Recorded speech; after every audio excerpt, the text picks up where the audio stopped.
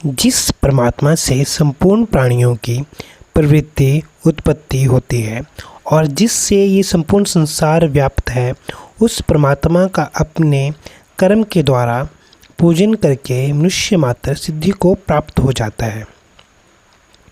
जिस परमात्मा से संसार पैदा हुआ है, जिससे संपूर्ण संसार का संचालन होता है, जो सबका उत्पादक, आधार और प्रकाशक है और जो सब में परिपूर्ण है, उस परमात्मा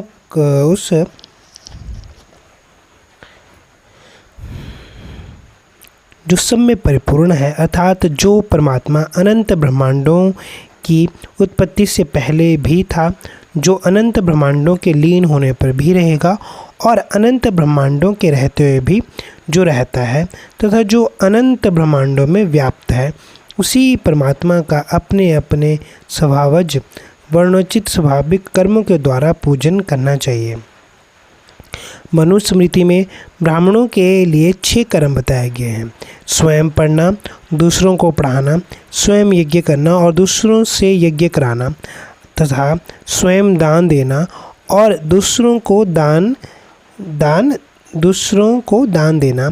इनमें पढ़ाना, यज्ञ करना और दान लेना, ये 3 कर्म जीविका के हैं और पढ़ना, यज्ञ करना और दान देना ये 3 कर्तव्य कर्म हैं।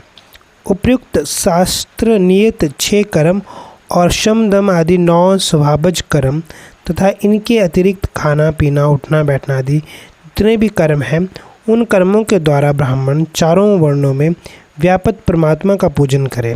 तात्पर्य है कि परमात्मा की आज्ञा से उनकी प्रसन्नता के लिए ही भगवत बुद्धि से निष्काम भावपूर्वक सबकी सेवा करें। ऐसे ही क्षत्रियों के लिए 5 कर्म बताए गए हैं। प्रजा की रक्षा करना, दान देना, यज्ञ करना, अध्ययन करना और विषयों में आसक्त ना होना। इन 5 कर्मों तथा शौर्य, तेज आदि 7 स्वभावज कर्मों के द्वारा और खाना पीना आदि सभी कर्मों के द्वारा क्षत्रिय सर्वत्र व्यापक परमात्मा का पूजन करें।